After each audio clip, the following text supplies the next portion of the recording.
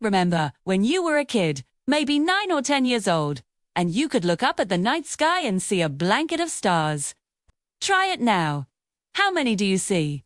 It feels like something's been lost, doesn't it? We're all part of nature. Human beings are animals after all. But it seems like we've disconnected from it. And from each other. Zhu. Ever wonder why we can't all just work together, help each other out? It's a nice thought, but the system isn't built for that. It seems like it's built to create conflict, to keep us divided. Some people, it seems, just want to maintain control. To have others working for them, like modern-day slaves. It says in God we trust. But think about it. What would God need money for? It makes you wonder what that message is really about. Is it a symbol for something else? It feels like they've manufactured this constant struggle, this endless cycle of needing and paying. You're not just paying to live, we're unknowingly trading our time, our energy, our very souls, just to keep up. Let's rewind and start from the beginning. School. What's the first thing they do? They start to chip away at your critical thinking, your imagination, your creativity, right when it's at its peak. It's no secret. John D. Rockefeller famously said, "I want a nation of workers, not a nation of thinkers." The goal was to create a workforce that doesn't question authority. So when you think you're getting an education, you're really getting information filtered through the Rockefeller system. If you truly want to find answers, you have to look inward. Meditate, connect with your higher self, and learn to trust your own intuition.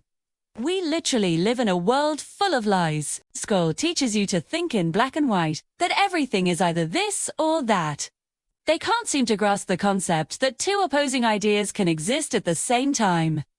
It's perfectly fine to entertain a thought without accepting it as your own truth. This rigid thinking keeps us locked in a box. Think about all those street interviews you see online.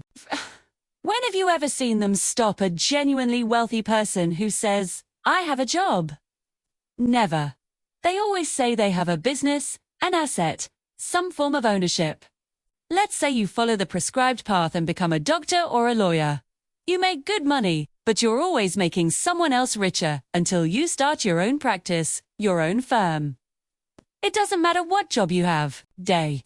The person who owns the business is the one reaping the real rewards.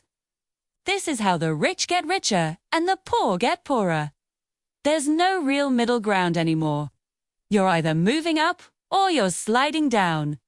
This system creates an environment where you have to work constantly just to stay afloat. As an employee, you work hard. Oh, as a business owner, you also work hard. But in the long run, the business owner wins. Why? Because they're building generational wealth. Think about it. If your employer can afford to pay you $1 million a year, it's because you're probably making them $5 million. The ultimate goal, the real key to freedom in this system, is to make money while you sleep. 2. That way you're not constantly trading your time for dollars. It's funny. I think about my own family history. I have generations of ancestors, and every single one of them worked a job their entire lives. But none of them left behind any generational wealth. Why is that? People think it's all about working hard. But look at a construction worker. Nobody works harder than them. But are they wealthy? No. There are two sides to this.